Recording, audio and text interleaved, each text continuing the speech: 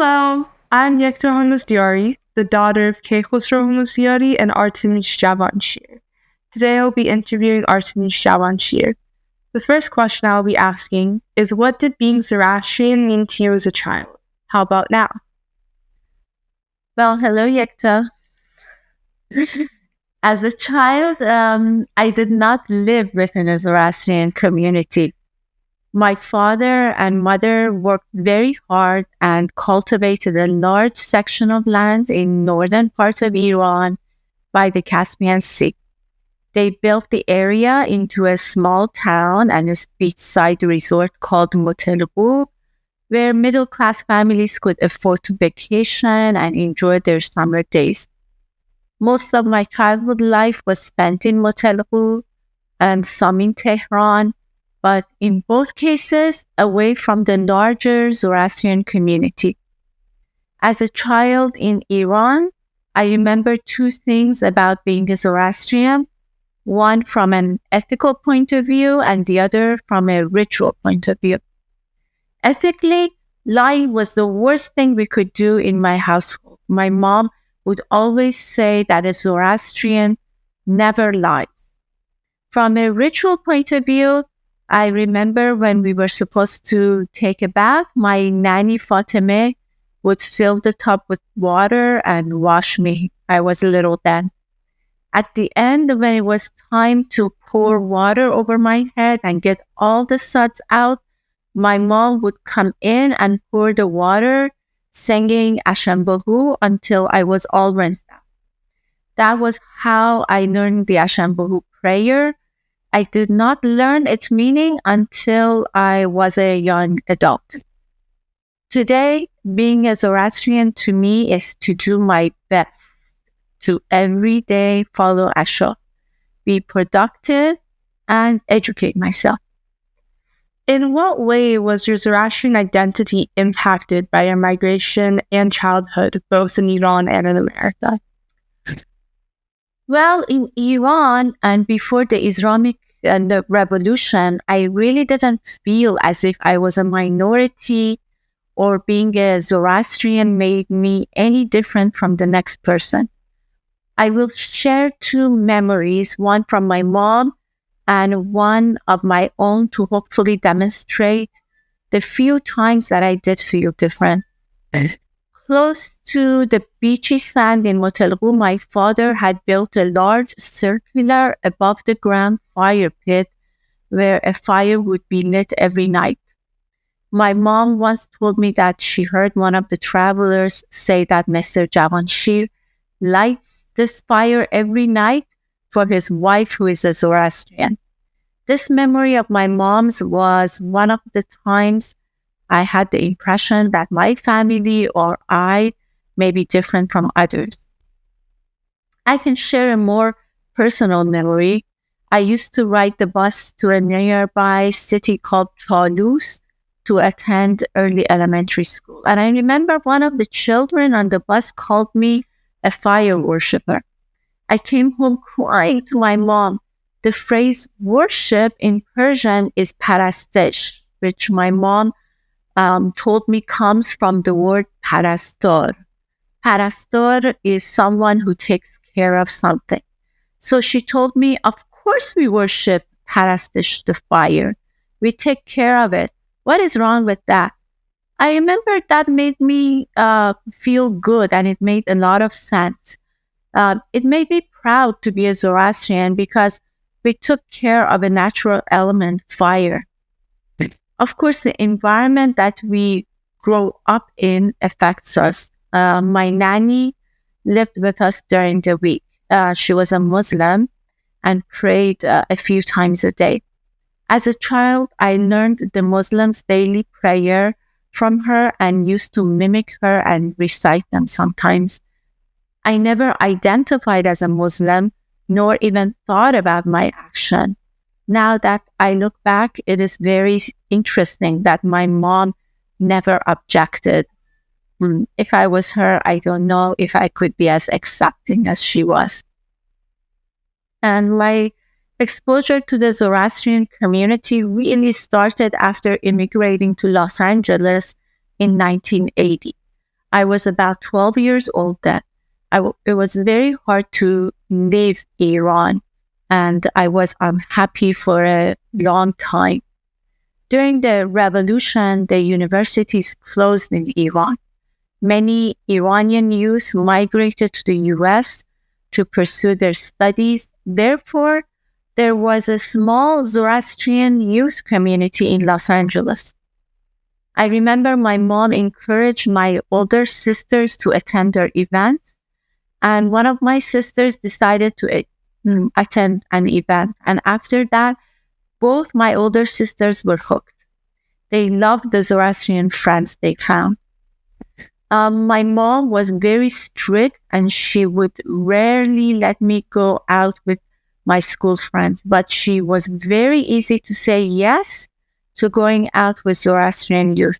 So we used to go camping, biking, and out to dinners together. I'm still in contact with them. We have our own families and children. Some have grandchildren. They are my community, and I feel I can count on them. Going back to those early years in Los Angeles, my mom used to host the youth at our house once a week when Javanshir, Dr. Ali Akbar Jafari, would make the drive from Orange County area to our home, which was about an hour away from his residence. He would talk to us about the teachings of Zarathustra, and this is where I received my first exposure to the Gathas and a meaningful exposure to Zoroastrianism.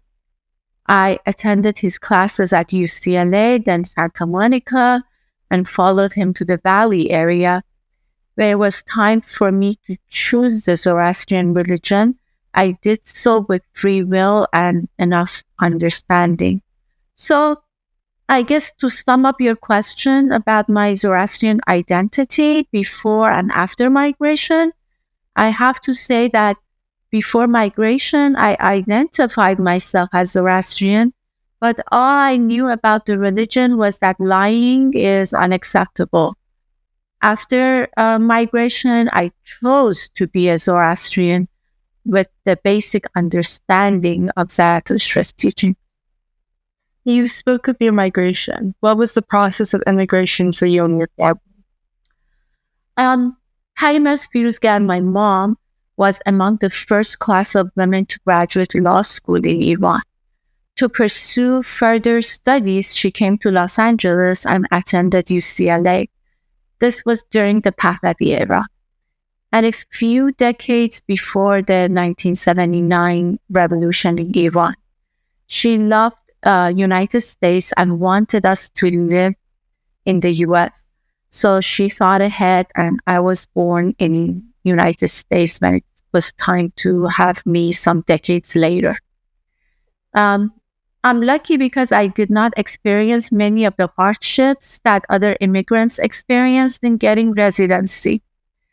At the start of the revolution, when the universities closed in Iran, my older sister came to the US to attend UCLA. Then my mom and other siblings migrated. I arrived last. Then my father joined us. Can you describe what the social and political conditions were like in your home country when you decided to move? My father, Javanshir, was a visionary, a hard worker, and a very generous man. As I said earlier, the environment, political times, and the conditions we live in affect our behavior. Many of the same workers whom my father built homes for, created jobs for, and generously gave to, turned against him. I remember close to 1979, there was a fire at one of the workers' homes that spread to the other homes. Unfortunately, a child was burned in one of the homes. One of the workers took the burned body of the child and threw it on my father's desk, accusing him of the incident. The times leading to the 1979 revolution were hard times. It was as if people had gone crazy. They blamed those with better economic status for all their problems. Motelhu was a family beach resort.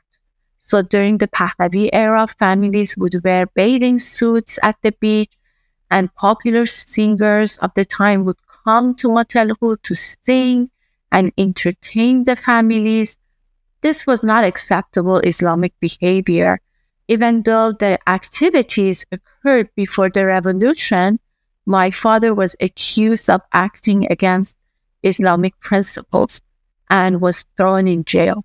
Unfortunately, or fortunately actually, due to all his good deeds, there were no complaints against him and he was released after a while.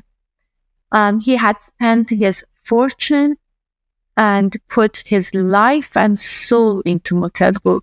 It was his baby, and he had great dreams to improve it. His next plan was to build a university there. But after the revolution, all his belongings, including Motelhu, was confiscated and taken away from him. Since my mom was married to my dad, her fortune, including her inheritance, was also confiscated. I was in the 7th grade at the time, and I remember there were so many political fractions among my peers. Some of my childhood friends had joined the Mujahideen group and had started wearing head covers. Another friend of mine had joined the Musaddiq school of thought. Revolutionary songs were very popular, and kids would recite them. Instead of attending classes, students would sit in the schoolyard in protest. I did not take part in these. I remember my mom's words at the beginning of the revolution that she said that state matters and religion have to be separate. Anyone who wants to mix the two will bring disaster. At night, there was frequent sounds of bombs coming off and streets were not safe. People were in a revolutionary phase. Some nights we slept on the floor to avoid getting hit by any bullets that may happen to fly through the window. My family basically migrated to Los Angeles because it was not safe for us in Iran. Were there any important or interesting historical events happening around the world at the time? Did they have any bearing on your decision to move? And why did you and your family choose to migrate? Well, as a child, I was not aware of any historical events happening around the world at the same time. But with the universities and schools closed in Iran, our family's wealth confiscated, and a revolutionary mode of uncertainty, especially for those who were more well off during the Pahlavi regime, were all the reasons my family migrated to Los Angeles to basically pursue education and because it was not safe in Iran. Can you describe some of your earliest memories of moving to the U.S.? Why do you think these are so powerful? Did you experience any kind of cultural shock? Yes, I can still clearly remember an early memory.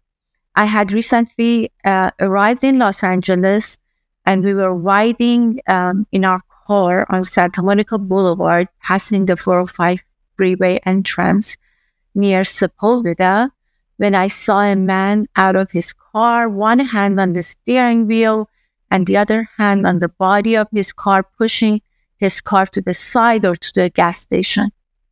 And we just drove by. This would have never happened in Iran. The minute someone was in need, 10 people would be helping the man push the car. I was simply baffled. I asked my mom, why aren't we stopping to help? And she said, we can't do that in the US. I asked her why, and she said, our intentions may be good, but if something happens, the man can sue us and we'd lose everything.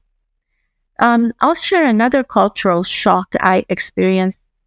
In Iran, our classmates would become our perk, and we'd watch out for one another. I soon learned that this was different here. My classmates would be my good friends when we had class together. But after the class term was over, so was the friendship.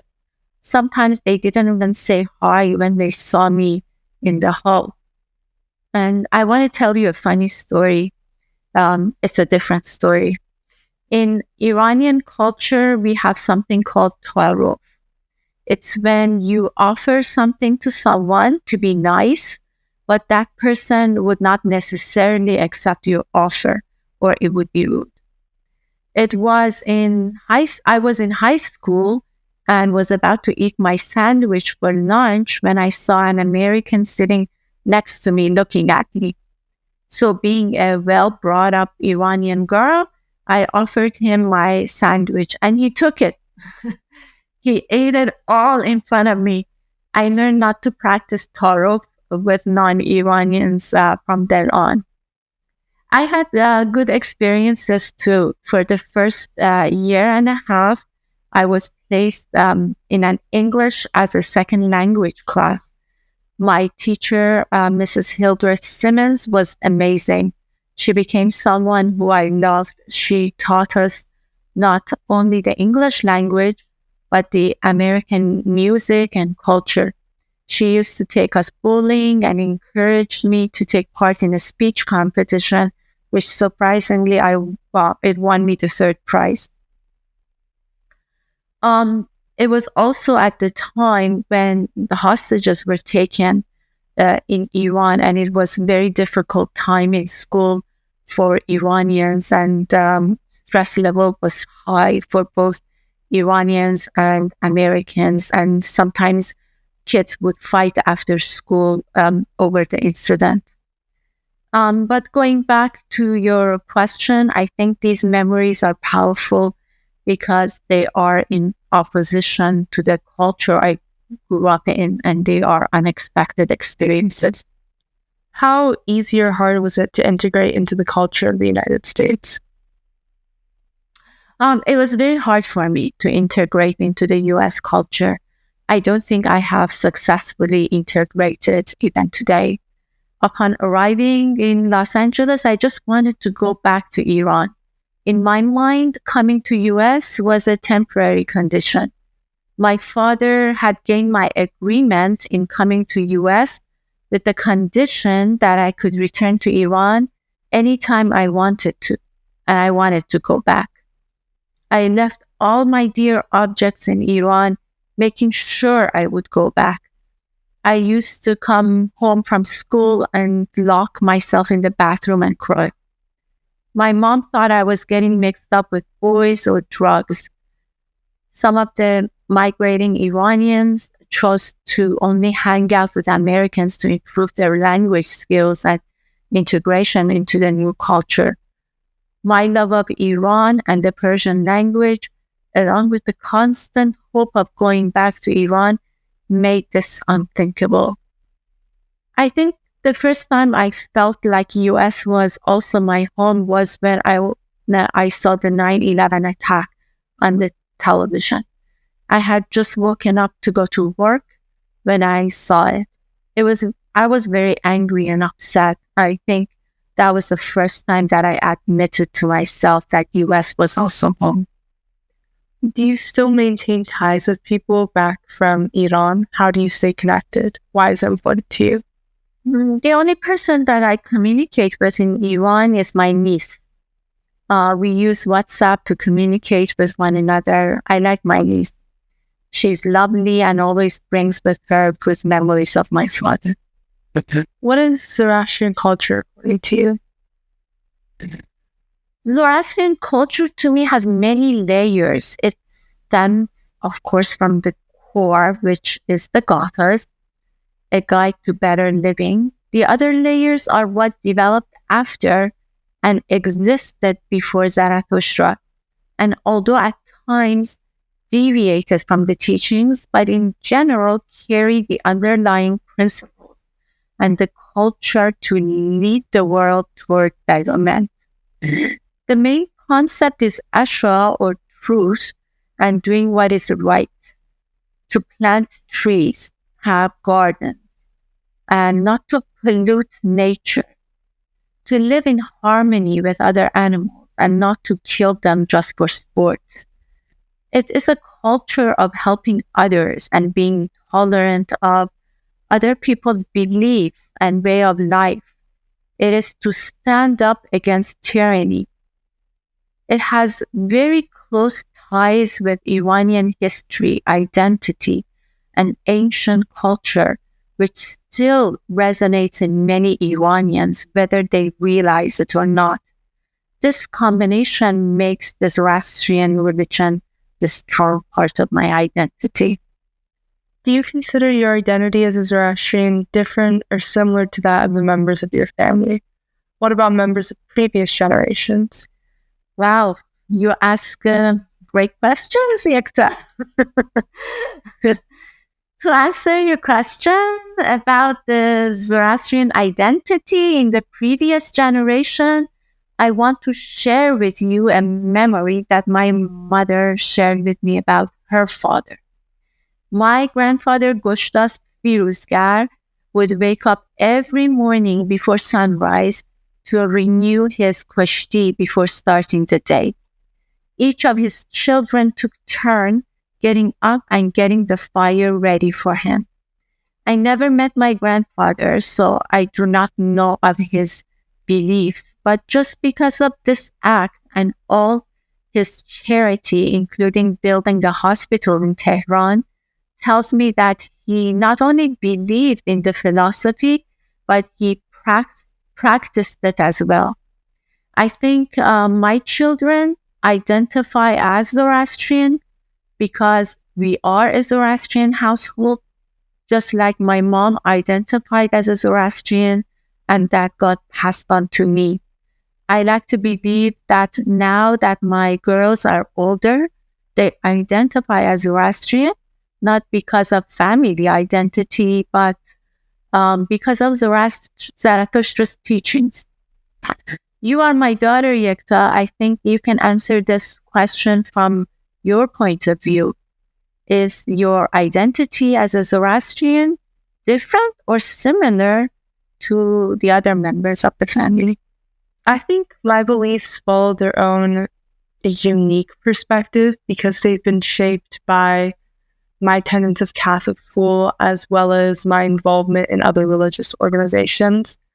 I think they share similarities definitely to a lot of members of my family, as our points of ethics and our principles and what we value is shaped largely by family and less so by exterior factors. So I think just on that, it's safe to say that my views and my beliefs share more similarities than I realize.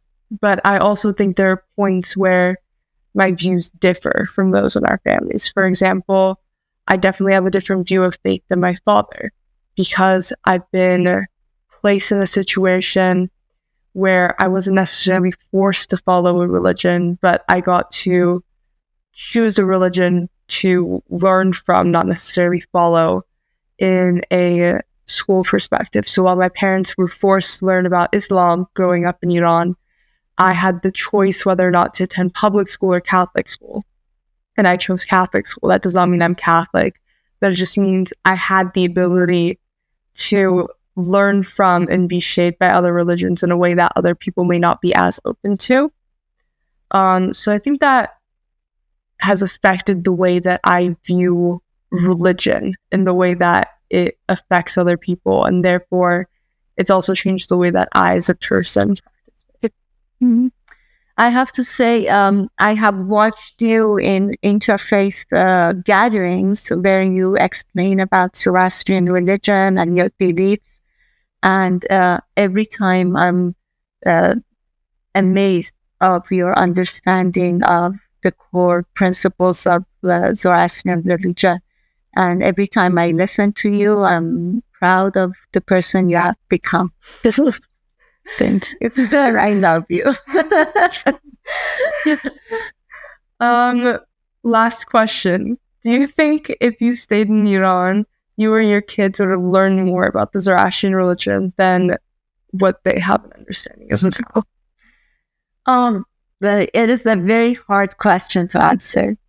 If we are talking about staying in today's Iran, I would say yes. The Islamic Revolution of Iran has driven many Iranians to their ancient roots. I think I and my children would be among those who would eagerly want to learn about our ancient past, Zoroastrian religion and beliefs. I think my life would have been very different if the revolution had not happened. And honestly, it is hard to imagine how it would have been like. Well, thank you so much for your time and your willingness to share your experiences. I very much appreciate it. Thank you as well for your thoughts and very interesting questions. It was great talking to you, Yekta. It was great talking to you as well.